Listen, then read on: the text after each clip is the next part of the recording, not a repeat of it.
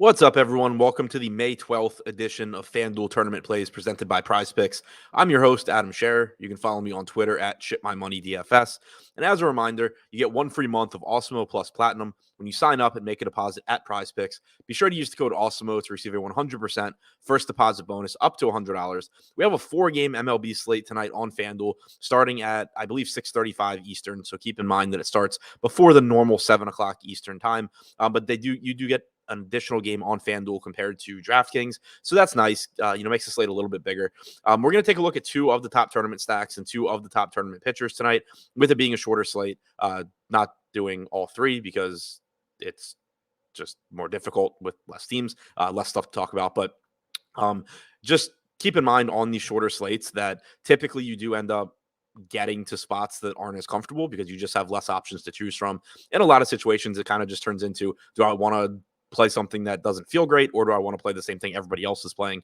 You don't typically have those mid-range options where it's like, okay, well, they look pretty good, just not as good as the top spots like you do on bigger slates. So just keep that in mind when you're building your lineups. Starting with the top stacks using the top stacks tool on the Awesemo.com website.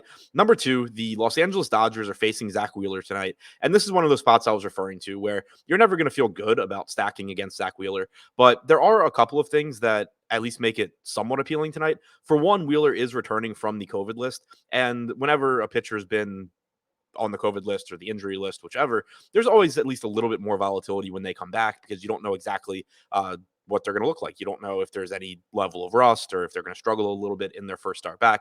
So that added volatility always makes them a little bit more appealing to target. And then Wheeler also has been good this year, but he hasn't been quite as good as we expect him to be, and as we typically see. Only a 22.5% strikeout percentage, 3.9 xFIP. And then, of course, the Dodgers also are just a very good offense in their own right. 109 WRC plus and a 152 ISO for the Dodgers this year. They're projected for about 8% ownership with a 13% chance of being the top scoring stack.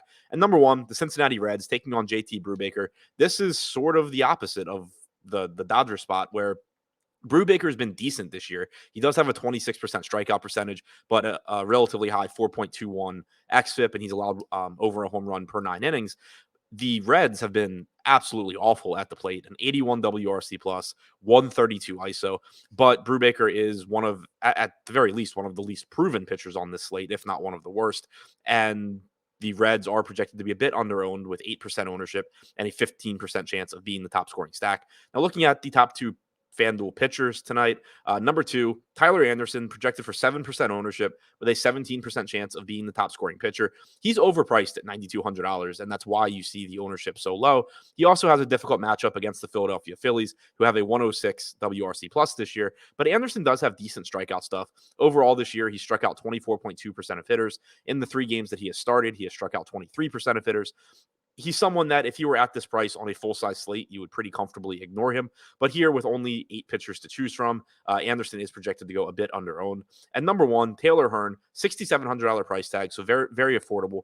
Projected for 16% ownership with a 19% chance of being the top scoring pitcher. Hearn has been solid this year. He struck out 24.2% of hitters. He has a 3.57 xFIP, and he's got a fantastic matchup tonight against the Kansas City Royals. Kansas City has the lowest WRC plus in the major leagues at just 77 so far this season.